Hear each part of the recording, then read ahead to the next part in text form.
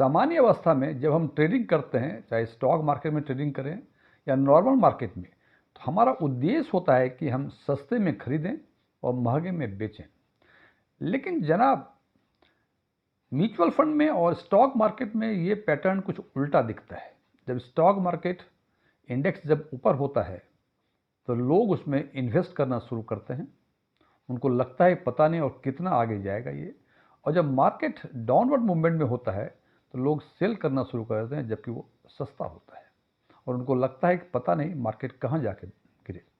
अभी कई trading sessions, करीब 8-10 ट्रेडिंग सेशंस में हमने मिड कैप सेगमेंट में देखा कि करीब 1200 पॉइंट्स का अपवर्ड मूवमेंट है करीब 11-12 ट्रेडिंग सेशन में। इसका मतलब हर ट्रेडिंग सेशन में यदि एवरेज निकालें, ये 100 पॉइंट्स एवरेज हर ट्रेडिंग सेशन में ये बढ़ता गया। और ऐसा देखा जा रहा है कि mutual fund mid cap segment में इन्वेस्टर्स फिर अपना इन्वेस्टमेंट लगाना शुरू कर दी। उनको लगता है कि अब तेजी आ गई, शायद ये पता नहीं कितना और ऊपर जाएगा। जनाब, मिड कैप सेगमेंट और small cap segment young generation में काफ़ी पॉपुलर है। इट इज़ ओनली बिकॉज कि इसमें रिटर्न काफ़ी अच्छे मिलते हैं। ऑफ कोर्स इसके साथ जो रिस्क एसोसिएटेड हैं ये भी कुछ अधिक ही हैं, लेकिन चूंकि वो यंगर जनरेशन है, उनके पास लॉन्ग टाइम हॉरिजन है, तो वो उनका ये फेवरेट सेगमेंट्स है। दूसरी बातें, जैसे क्रिकेट में कहा जाता है कि जब बैटिंग कर रहे हों तो अपने बेसिक्स पे अटल रहिए, उसी हिसाब से इन्वेस्टमेंट में भी जब बातें करते हैं तो हम कहते हैं कि बेसिक्स को अपना पकड़े रहिए, आपको रिटर्न मिलेगा। यदि आप चौका छक्का मारने के चक्कर में रहेंगे तो हो सकता है चौके छक्के लग जाएं, लेकिन हो सकता है आप क्लीन बोल्ड भी हो जाएं। ये सब डिपेंड करता है परिस्थितियों पर। इसलिए ध्यान रखें, बेसिक्स जो है, आपका रिस्क एपेटाइट कितना है, रिस्क टॉलरेंस लेवल कितना है, आपका फाइनेंशियल गोल क्या है और आपका टाइम हॉरिजन क्या है। इन 3-4 बेसिक्स को ध्यान में रखते हुए आप निर्णय लें। और मार्केट गिर रहा है तो निकल जाएं, मार्केट ऊपर जा रहा है तो इन्वेस्ट कर लें। मेरे विचार से ये नहीं होना चाहिए। हालांकि जैसे मैं चर्चा करता हूं कि ये निर्णय आपका खुद का है, खुद निर्णय इस पर आप ले सकते हैं। इस कॉन्टेक्स्ट में हम चर्चा करेंगे मिड कैप सेगमेंट के म्यूचुअल फंड्स की। मैंने पहले चर्चा की कि मिड कैप सेगमेंट के म्यूचुअल फंड्स यंगर जनरेशन में काफ़ी पॉपुलर हैं। और यदि आप इन्वेस्ट करना चाहते हैं तो इन्वेस्ट करने के पहले ये जरूर टेस्ट कर लें कि कौन सा mutual fund mid cap segment में महंगा है, जिसमें आपको इन्वेस्टमेंट से बचना चाहिए। और इसी कॉन्टेक्स्ट में आज हम चर्चा करेंगे एक नए पैरामीटर के बेसिस पे, जिसका नाम है प्राइस अर्निंग रेशियो। और इस प्राइस अर्निंग रेशियो के बेसिस पे हम ये एसेस करने की कोशिश करेंगे कि आज के दिन में सबसे महंगे मिड कैप सेगमेंट में म्यूचुअल फंड कौन से हैं, जिसमें इन्वेस्टमेंट करने से हमें बचना चाहिए। रेस्टोरेंट टैक्सपिन के नए वीडियो में आपका एक बार फिर से स्वागत है। यदि इस वीडियो से आपके नॉलेज बेस में कोई एडिशन होता है तो इसको लाइक करें, अपने फ्रेंड्स के साथ शेयर करें और कमेंट करके बताएं कि ये वीडियो आपको अच्छा लगा या अच्छा नहीं लगा, या जो और कोई प्रतिक्रिया है वो प्रतिक्रिया आप दे सकते हैं, जिससे हमें ये समझने में मदद मिलेगी कि जो चीज़ें मैं अपने व्यूअर्स को कम्युनिकेट करना चाह रहा हूँ वो मैं पूर्ण रूप से कम्युनिकेट करने में सक्षम हूँ या नहीं हूँ। और यदि आप इस चैनल पर पहली बार विजिट कर रहे हैं, इसको सब्सक्राइब करें और सब्सक्राइब बटन के बगल में जो बेल आइकन है इसको पुश करें, ताकि हमारे सभी नए वीडियो की नोटिफिकेशन आपको लगातार मिलती रहे। और साथ ही साथ आप कमेंट बॉक्स में न्यू सब्सक्राइबर लिखें, जिससे हमें यह समझने में मदद मिलेगी कि आप हमारे न्यू सब्सक्राइबर हैं। मेरा नाम डीएम झा है। इस पर आगे चर्चा करने के पहले थोड़ी सी बातें हम प्राइस अर्निंग या पी रेशियो के बारे में कर लें, सो दैट कि आगे जो हम चर्चा करेंगे, वीडियो में जो एनालिसिस करेंगे म्यूचुअल फंड की, उसको समझने में आपको कुछ मदद मिले।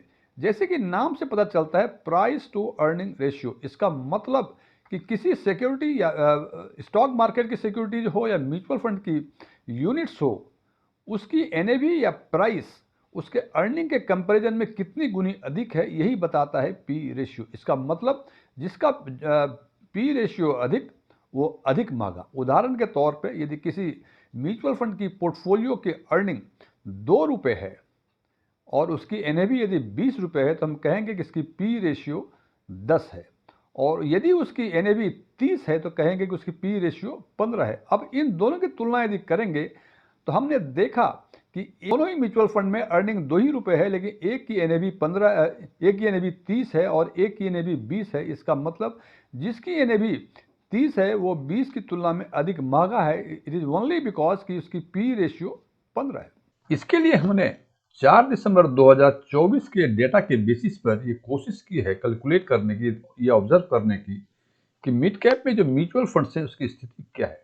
4 दिसंबर 2024 को यदि प्राइस अर्निंग रेशियो की बातें करें तो निफ्टी मिड कैप 250 का प्राइस अर्निंग रेशियो 43.1 है। मैं फिर बता दूं, ये निफ्टी मिड कैप 250 यानी मिड कैप के इंडेक्स बेंचमार्क का पी रेशियो 43.1 है 4 दिसंबर को।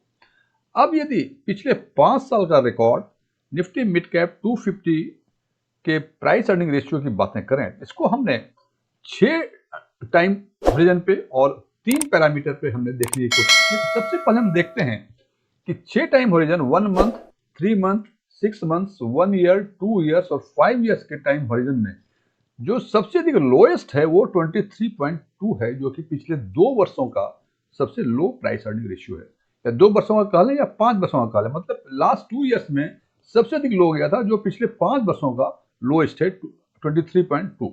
इस हिसाब से यदि कंपेयर करते हैं हम आज के पी रेशियो की 43.1 तो लगता है इट्स क्वाइट हाई, हालांकि ये लोएस्ट पी रेशियो है पिछले 5 वर्षों में। ठीक है, अब देखते हैं कि लोएस्ट पैरामीटर में सबसे हाईएस्ट प्राइस अर्निंग रेशियो पिछले 5 वर्षों में 40.5 पिछले 5 वर्षों का सबसे लोएस्ट प्राइस अर्निंग रेशियो, और आज का मीन्स 4 दिसंबर 2024 का प्राइस अर्निंग रेशियो 43.1। इसका मतलब ये हम देखते हैं कि बेंचमार्क का जो आज का प्राइस अर्निंग रेशियो है ये काफी ऊंचा है, हालांकि ये कंपैरिजन किया है हमने लो पैरामीटर पे। अब यदि हम इसका कंपैरिजन करते हैं एवरेज के पैरामीटर पे, तो एवरेज के पैरामीटर में देखते हैं पिछले 5 वर्षों में जो लोएस्ट प्राइस अर्निंग रेशियो है वो है 30.05, और इससे यदि कंपेयर करें इसकी तो हमें लगता है कि ये काफी अधिक है, करीब 1.5 गुना से अधिक ये है प्राइस अर्निंग रेशियो है आज का यानी 4 दिसंबर 2024 का।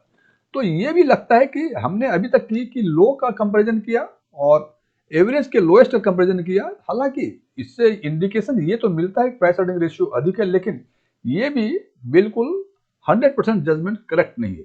यदि हम बात करें एवरेज के हाईएस्ट पी रेशियो की, इट इज 43.43, ये पिछले 3 महीने का हाईएस्ट है। और एक चीज ध्यान देने वाली बातें ये हैं कि पिछले 3 महीनों का जो हाईएस्ट था वो 40.58 था, और एवरेज में भी हाईएस्ट 43.43 पिछले 3 महीनों का था। इसका मतलब लास्ट 3 मंथ्स में मिड कैप का प्राइस अर्निंग रेशियो काफी अधिक बढ़ा था। अब इसकी तुलना यदि इससे करें आज के पी रेशियो से, तो हमें लगता है हाईएस्ट तो नहीं है, लेकिन हाईएस्ट के आसपास जरूर है, बिकॉज ये 43.43 है और ये 43.1 है।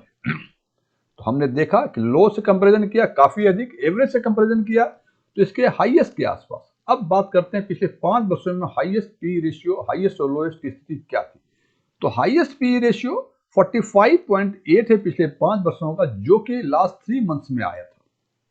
जनाब इससे ये कम है।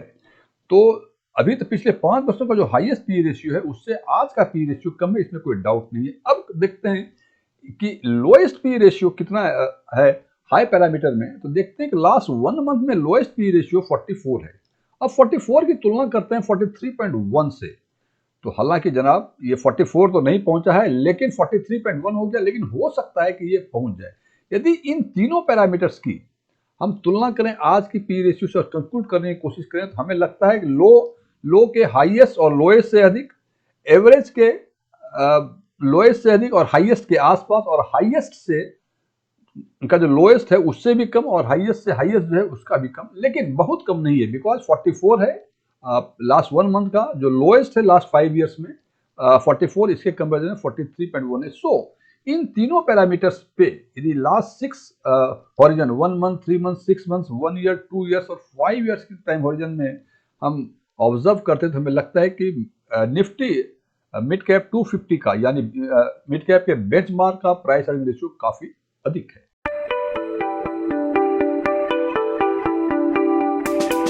हमने ये कंपेयर करने की कोशिश की है कि जो 4 दिसंबर 2024 का यानी existing benchmark mid cap benchmark का जो प्राइस अर्निंग रेशियो है उसको कंपेयर करेंगे जो 29-30 मिड कैप फंड में म्यूचुअल फंड से उससे, तो हमने ये देखा कि ये 6 फंड ऐसे हैं जिनका 4 दिसंबर 2024 का P ratio mid cap Nifty mid cap 250 का पी रेशियो जो 43.1 है उससे अधिक है, और इस जो अधिक है 7 फंड वो है मोतीलाल ओसवाल का 60.87। जनाब देखिए मोतीलाल ओसवाल का 60.87 पी रेशियो है, लेकिन उसके बेंचमार्क का 43.1 है, ये करीब करीब 140% के आसपास अधिक है। HSBC 54.19, ये करीब 11 गुना जो है ये अधिक इसकी एनएवी है यदि हम तुलना करें इसके मिड कैप के बेंचमार्क से। पीजीआईएम इंडिया 51, ये करीब 8 गुना अधिक इसकी एनएवी है। बंधन ये 50.78, ये भी करीब 8 गुना के आसपास है। इन्वेस्को इंडिया ये करीब 3 गुना के आसपास है, और एक्सिस ये करीब 1 गुना के आसपास है। तो ये 7 फंड ऐसे हैं, उसकी तुलना यदि हम करें मिड कैप के बेंचमार्क से, यानी निफ्टी मिड कैप 250 के प्राइस अर्निंग रेशियो, तो ये 7 फंड इससे अधिक महंगे देख रहे हैं। अब यदि हम कंक्लूड करना चाहें तो आज के दिन में यानी 4 दिसंबर 2024 के दिन में बेंचमार्क का प्राइस अर्निंग रेशियो अपने आप ही काफी अधिक है, और ये 7 फंड उन बेंचमार्क के पी रेशियो से भी काफी अधिक है। सो जनाब यदि आप मिड कैप में फंड को शॉर्टलिस्ट करना चाहते हैं, मिड कैप में इन्वेस्ट करना चाहते हैं, तो बाकी सारे पैरामीटर्स के साथ इन पैरामीटर्स को भी ध्यान में यदि रखेंगे तो आपको फंड को सिलेक्शन में, फंड को शॉर्टलिस्ट करने में सुविधा होगी, और निश्चित रूप से यदि उस हिसाब से इन्वेस्ट करेंगे तो आप अच्छे रिटर्न मिलने की पूरी संभावना है। हालांकि जैसे मैं बार बार कहता हूं, ये निर्णय इंडिविजुअल इन्वेस्टर्स के परसेप्शन पे, उसके रिस्क टॉलरेंस लेवल पे, उसके फाइनेंशियल गोल या टाइम हॉरिजन, बहुत सारे फैक्टर्स हैं, उस पर भी डिपेंड करता है। लेकिन ये तो सच है कि price earning ratio mutual fund का एक इंपॉर्टेंट पैरामीटर्स है, और जब फंड को सिलेक्ट करें तो इस बातों का भी ध्यान जरूर रखें। Thank you.